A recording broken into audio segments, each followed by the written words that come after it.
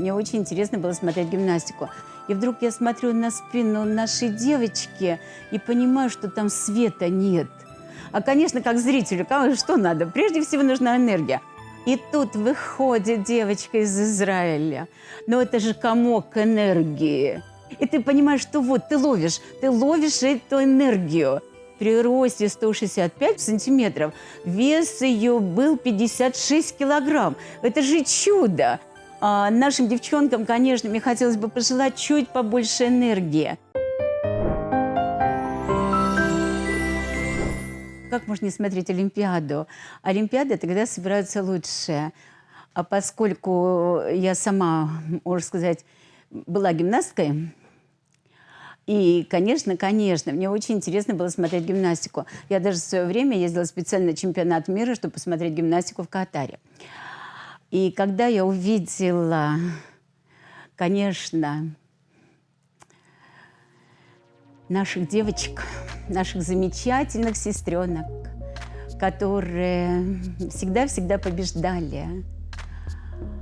Но они были какие-то грустные, и они какие-то были такие, я не могу сказать, что растерянные, но я же смотрю всегда из времени, и первое, куда я смотрю, это на спину. И вдруг я смотрю на спину нашей девочки и понимаю, что там света нет. Думаю, что случилось. Потом комментатор пытается объяснить, что была там травма. И, естественно, надо было вот чуть-чуть это все подсветить. И тут выходит девочка из Израиля. Но это же комок энергии. Это же такое выступление, что мурашки по всему телу.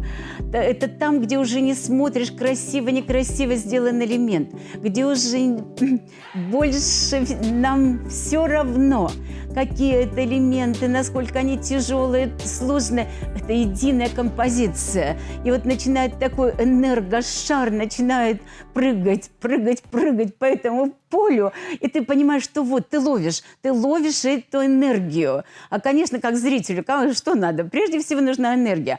А поскольку у нас гимнастика – это такой вид спорта, что часть оценок все равно ставится, чисто зрелищно, что ли, где-то не объективно.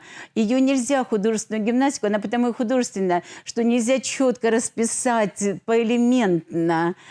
И, конечно, девочка из Израиля меня просто порадовала. Потом я посмотрела ее послужной список, не так и плохо. Она на чемпионатах мира что-то занимала, она занимала какие-то места, она участвовала везде в таких соревнованиях, но ей всегда не хватало чуть-чуть. То есть она теряла или на одном снаряде теряла.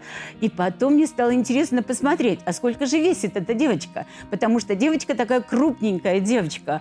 И при росте 165, по-моему, сантиметров, вес ее был 56 килограмм. Это же чудо!